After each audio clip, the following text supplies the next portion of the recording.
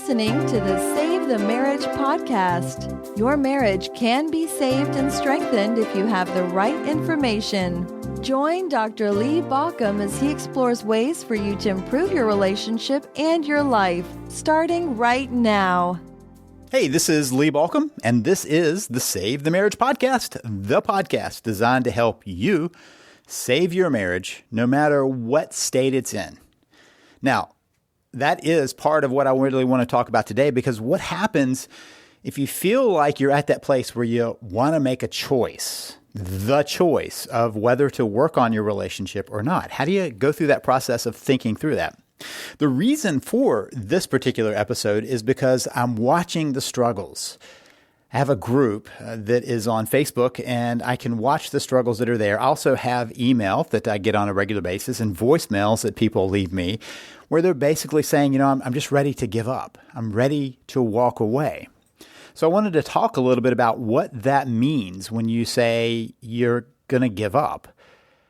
There are different ways of thinking about this. And so let's first back up a little bit and think about just the basics of our options at any point in time.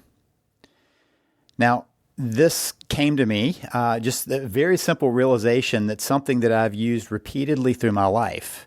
And it came to me when I was about to give up. I was in a situation, I was working in a counseling program. Now, I was the only person in that counseling program. I'd been loaned out from one side of the city to the other. And I didn't mind being on the other side of the city. It was kind of an interesting challenge. Where I had been, we had a central problem. This program basically was trying to keep juveniles out of the court system, to keep them from being in the pipeline to jail. And in the part of town where I was originally working, the police had a habit of just taking the kids home and turning them over to their families. It was a more affluent part of town. So they would catch them and take them back home and turn them loose on with their parents. So they never got to the place where they needed our diversion process. Now, on the other side of town, the kids were picked up and immediately processed into the juvenile program. And so then it was up to the court system to get them out of the program. The police were very quickly moving them into the pipeline, and the court was referring to us. So that meant that all the kids coming into my program and the parents with them had all been sent by a judge.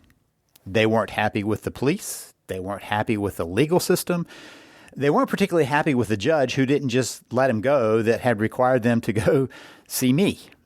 So I was dealing with a lot of very resistant kids who really didn't want to use much of the counseling program other than to complain about the legal system and then sit silently. Played a lot of cards, a lot of checkers, a lot of games to try to get them to open up. And every now and then we had some kids who took advantage of it, and sometimes they made progress.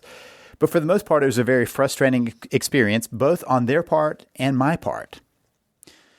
So it was an autumn day, and I remember because I was there, the sun was setting, it was already getting dark, and I was still at work, and I was staring out the window after my last client of that day left. Once again, both of us probably pretty frustrated with what was going on, and I was ready to give up. I was ready to walk away.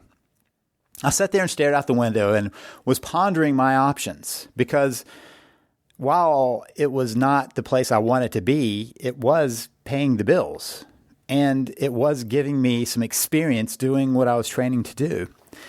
And so I remember staring out the window going, what am I going to do? I mean, I have three options. Now, those three options I've redefined more recently to think of very easily as either wait, walk, or work. That's what it really amounted to, wait, walk, or work. But what I thought about at that point is I could either stick it out. That's the wait. I could just stick it out. I could put up with what was going on and keep getting my check and keep punching the clock, basically, and just keep on going, hoping that maybe something would shift. Now, let's be very clear. There is a place for each of these choices in life. So I'm not saying that one's wrong. I just know that we have to be clear about the option and why we're choosing it at any time. So the first one is just to wait. Just hang in there. And people do that in their marriage, right? They just like, okay, I'm just going to wait it out.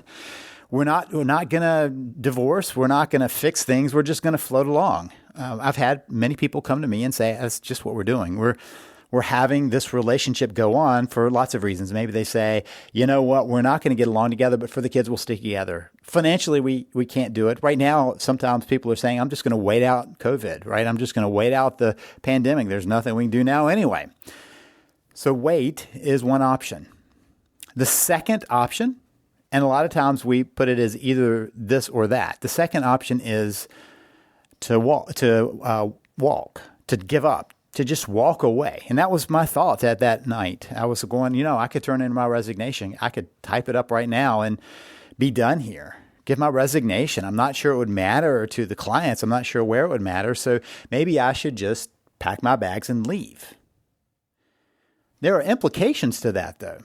First of all, there were people who were getting diverted out of the court system, whether they were using the process to the best of their abilities. They were kept out of a pipeline system. So there was an advantage to that. There was nobody who was going to replace me anytime soon, knowing the circumstances of the program I was in and what it required. So it was me or not at all. Now, if I walked, another implication of that was I'd have to replace the income. I'd have to find some way of working because we still had bills as a family. I was still in school. My wife was still in school. We were still trying to figure out how we were going to keep paying the bills. Then there was that third option. And third options are sometimes more interesting than the other two, but they're also more difficult. The third option was work. Now, it's not doing the same thing. That pretty much is just wait. It's work. Like, how can I change this? How can I move this to something different than it is? How can I work on it? Now, if you're hearing that and going, man, work. Who wants to work on things? Who wants to have to work on a relationship? Well, work just means that you're going to move towards something different. You're going to work towards a solution. You're going to put some effort into that solution. Those are the three options that we have anytime. Sometimes we get very stuck in the binary. I either stick it out or I leave. And we miss the third option, which is how could I move forward in this? So understand that that is your option at any point. We always have those three options in some way in front of us. There's always a choice, even if it's a choice in our attitude on how we face something. So let's think through what our options are in this process. You could give up. You could let go. You could keep going. Now, let me be clear. I'm not saying that give up and let go are the same things at all. Let me talk about this just for a minute. First of all, let's talk about let go. There are some things you could let go of that may help the process without it being letting go of the marriage. For instance, what would happen if you let go of the outcome? Now, understand this because I say often to people, you have to detach from the outcome. You don't know where you're going to end up. Most of the time when we start doing something, we don't know what's going to happen to it. What's going to happen is the end result, but we get tied and we get attached to what we want as the end result. Because of that, it begins to game the system on us. It begins to create pressure on us. We sometimes stumble through trying to figure out how to get there, how to force that. Let's say, for instance, that you decide you want to write a book. But instead of saying, I'm going to write a book, what you say is, I have to have the best-selling book ever. Now, I bring this up because I have this discussion with lots of people who want to write books since I've written a few, and I've been around that, and I have found myself also having to make sure I don't fall into this trap. So let's just say I decided I've got to write a best-selling book. Now, here's the problem with that. I don't have control over whether it's a bestseller or not. I really don't ultimately have control on whether it becomes a book or not. I mean, in some ways, I could, self-publish these days and do other things like that. So it's possible I could say, I'm going to write a book, and by golly, I could do it. I could force that through. But let's say that I was more wanting to write a book that maybe a publisher was going to do. So I don't have control on even what the publisher does with that. But what do I have control over? Writing the book. Now, let's just be clear that this feels maybe like a small distinction, but it's a very important distinction. Because what it does is it moves us away from the outcome and towards the process. I have control over how I do the process. So just kind of as a side note, the way I've written books is varied over time. Generally, the way I do it now, though, is I write for an hour or so in the morning, at least that. So I do that in the morning, and then if I have a chance in the rest of the day, sometimes I'll come back to it. But that 1 hour is a pretty sacred hour of writing for me. When you write for an hour, over time that builds up. And because of that, I know that the process is my thing to manage. Now, when I wrote my first book, I actually did it kind of in a run, almost a sprint. And so I was writing throughout the day, every chance I got, in between sessions, at night, all the time. And I'd already written other things the same way when I was in school. So that was kind of my thing. It was just kind of when I was ready to go, I wrote. So I've changed that over time. But what I've changed is the process of how I do it. I still don't have control over the outcome. I write something, I hand it over to a publisher. They may or may not want to publish it. I may still have to make another choice if I want to get that word out. But then there's the other step. If you want to have a bestseller book, and let's say you're not a politician who's going to buy all of your own copies to make it a bestseller, let's say that you're a normal person who writes a book, the only way it's going to become a bestseller is if it sells the best. I mean, somewhere in the best, the 100 best, right? Depending on who's looking at it. A bestseller requires people to buy it. I don't have control over that. Now, I do have control of the process of how I spread the word to some degree. I might go do interviews. I might do podcasts. I might write articles. I might do lots of marketing. But the end result has to be someone going, I'm willing to buy that. And I don't have control over that. So in a similar way, we think about marriage in that same kind of pattern where we don't have control over whether a spouse decides to join the process. You don't have control on whether you get to the place where you both are happy in your relationship. That's not in your control. So we have to let go of that end result and focus on the process, the plan you have. And that's a very important part that I'll come back to in just a minute. The plan you have, that's what you can control. You can control how you carry out that plan. So now since we've gotten rid of the let go piece, let's add two other pieces. One is the give up and the other is keep going. The keep going doesn't mean you do nothing. You keep going to work on saving your relationship. So if you're listening to this podcast, you're not likely to be the person who's going, I'll just wait. I'll just suck it up and live through this. That might be what you do kind of like in the moment, in an instant, but that's not your attitude overall. People who listen to this podcast are there to save their marriage. It's in the name, right? They're there to work towards that. So part of what we're choosing is really, do I give up on working on the marriage? Meaning I'm just going to give up on the marriage, or do I keep working? That's the two things, keep going or not. So first of all, let's talk about keep going, and then we'll go back to giving up. So keep going. Let's be very clear that whether you give up or you keep going, there's pain involved. It's going to be tough. A lot of times, that is the deciding factor for people. Is it going to be painful or not? I'm going to avoid pain. I mean, that's what we humans tend to do. We avoid pain and try to get towards pleasure. That's kind of how we're wired. And so sometimes you have to say, this is important enough that I'm going to walk through some pain.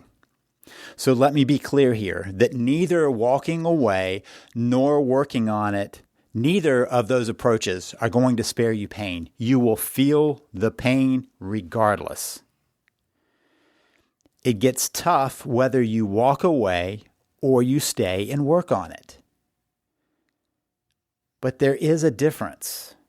if you keep going, there's a chance that you get to the place where you go, wow, our relationship is nurturing and loving, and the pain has been replaced by love. If you walk away, sometimes there's long-term pain attached to that. Just from research and from watching people, when people walk away, they struggle for a long time to get beyond that. And one of the struggles they have is with regret.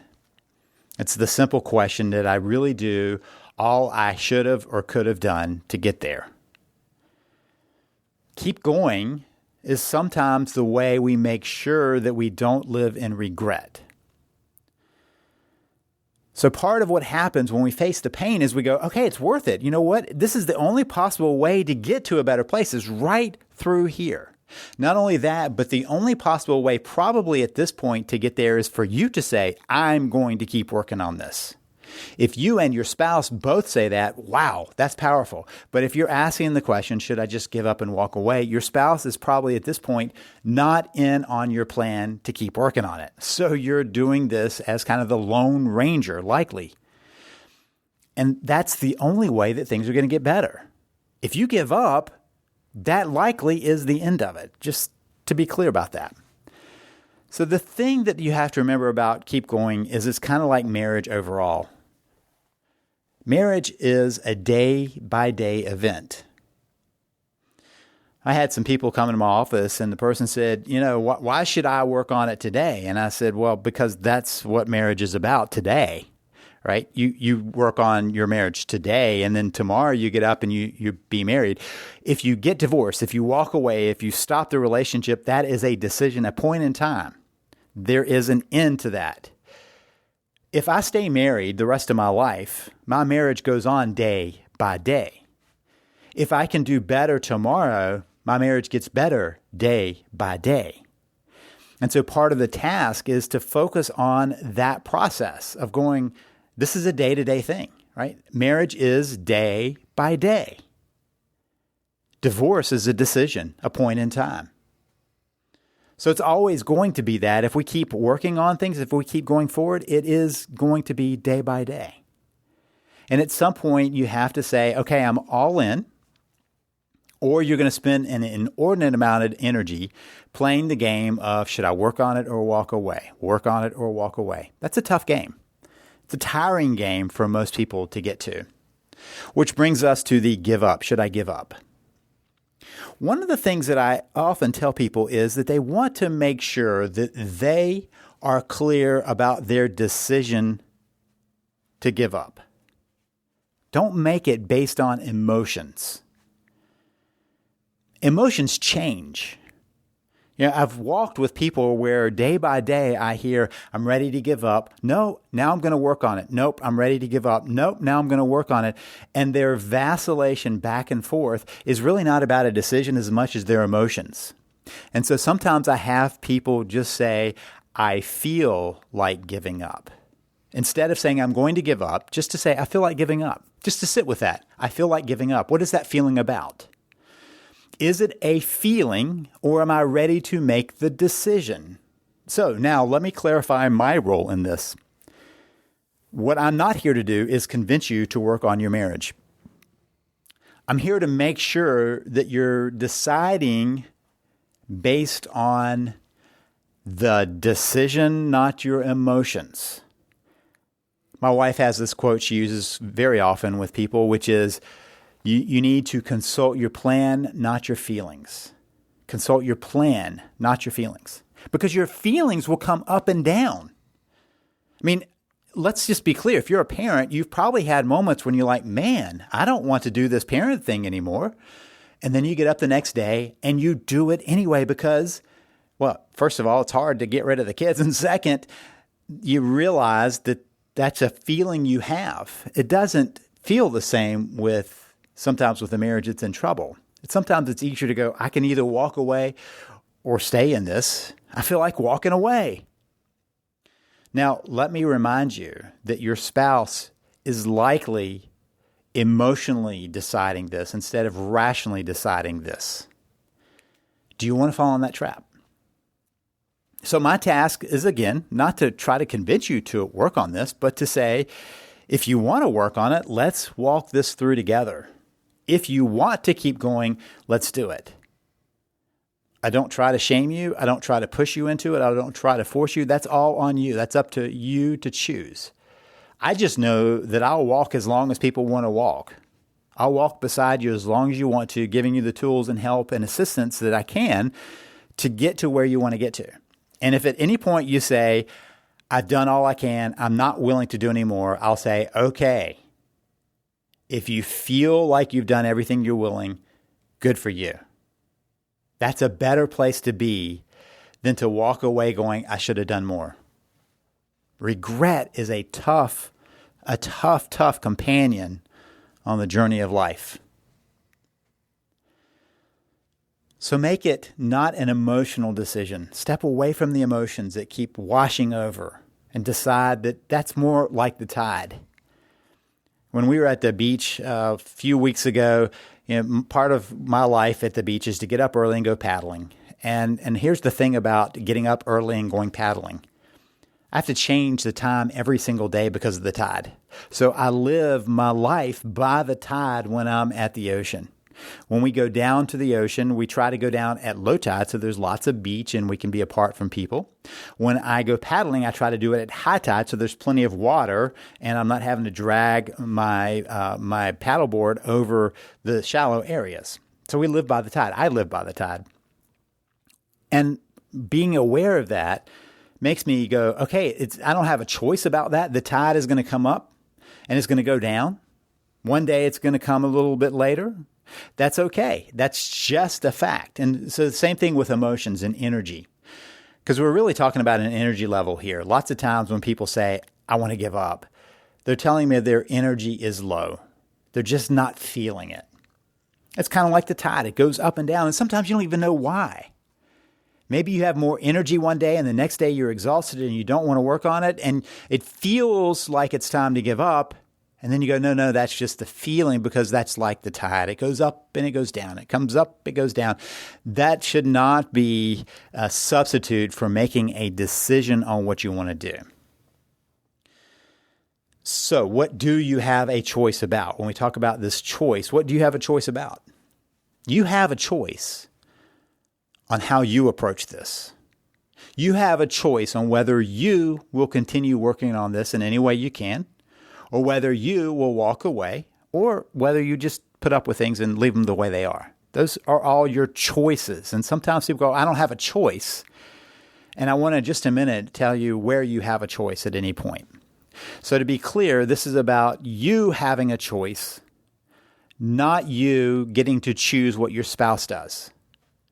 As you've probably figured out by now, you can't force a spouse to keep working on things. That's kind of the way we've structured the legal system these days. We call it no fault, but it's really a unilateral decision to end a marriage. Your spouse has that capacity at any time. Sometimes I'll sit with people and one person will say, you need to let me go. And I'm sitting there going, you can leave anytime you want. Right? The other person is not forcing you to stay, as far as I know. If so, we need to talk about it with the police. But generally speaking, people talk about that as if a spouse has to do something like join them in the process. You get to choose your approach. You get to choose how you move forward with this. That's in your choice. That's it. You don't have a choice about your spouse, what your spouse does, whether your spouse joins in. That's not in your control. You get to make a choice about your efforts to do that. So then I want you to think about, what is that choice about? What's the thing that's motivating you? This is where often people can decide where they want to go. Do they want to give up? Do they want to walk away, give up, or do they want to keep working on it? And that is to look at your motivation for why you're doing this. Sometimes when I talk to people, it's not as if they really seem to want to get something as much as they don't want to lose something. And that's not much of a motivation. I don't want to be divorced. I don't want to be lonely. I don't want to have to date again. That's not going to carry you very far into your process of saving your marriage. I don't want to lose money. I don't want to lose access to the kids or half the house or whatever it is that you're thinking in your head. I don't want to. I don't want to is almost always fear-based. But the other motivation is to say, what do I want? I want to honor my commitment. I want to figure this out. I want to break the cycle of divorce in my family. I want to show my kids how you move forward when there's conflict. I want to love my spouse the way I'm meant to. I want to honor my commitment I made. Those are all I want to. Those are motivators. I mean, even if I'm talking about those, I'm going, wow, these are really powerful. These are great ways of saying this is what I want, which is far more powerful than ever saying this is what I don't want. So part of your decision is to look at where is it that you want something.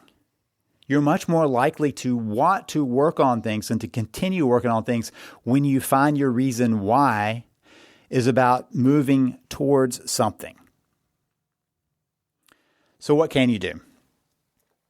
Well, there are 3 C's that I suggest people work on in their relationship. The 3 C's are to connect with your spouse, change yourself, and create a new path.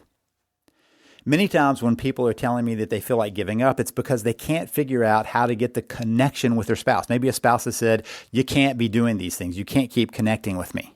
And so the spouse is setting a limit on that connection. At which point they often come back and say, so see, there's nothing I can do. To which I respond, there is always the place where you can work on changing yourself. There are many times when you can even do the creating a new path for the relationship to begin to think in that new direction. The change yourself, 100% always in your control and in your choice. When people tell me there's nothing they can do, I start asking about what they might be wanting to work on. How can they work on improving themselves so that when there is an opening, they are a different person? So that when the spouse is more open to things, they are a different person. And creating the opening as a spouse experiences you as a different person. That changes the scenario. Who you are right now is not who you're going to be going forward. Because you can choose to change that, and that changes the dynamics of everything.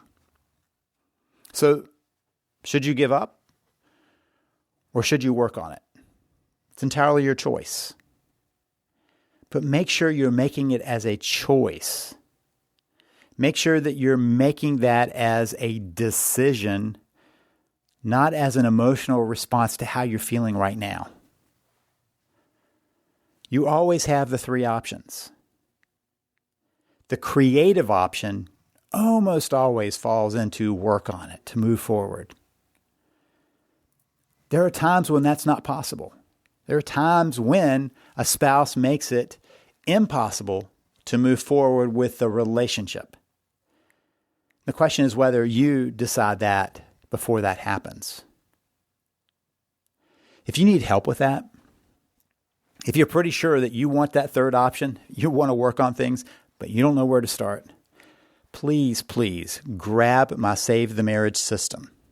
Learn how the marriage got into trouble and how you get it back on track. In fact, if you're at that place, please, when I offer it, grab the free week of VIP. I go in depth, give you tools, resources, coaching to get you there if you're that stuck. If you're ready to give up, you need extra help. Use that free week to write your apology letter, to figure out how to change yourself, to work on your plan, to do all of the places where you can get the best chance of making a shift. And if you go ahead and grab the system, I'll also have one of my coaches contact you. You have to request it. We don't force it on you, but one of my coaches can contact you and give you a quick best start session to make sure you're starting the strongest way possible. Now, both of those things have possibilities of filling up, and we just have to eliminate them when that's the case. We remove the option. But if you go ahead and grab the system and they're still available, definitely grab the free week of VIP along with the system and claim your free session so you get the best start. This is Lee Balcom wishing you the best as you make your decision on saving your marriage. You've been listening to Save the Marriage podcast. For more information and help, please visit us at SaveTheMarriage.com.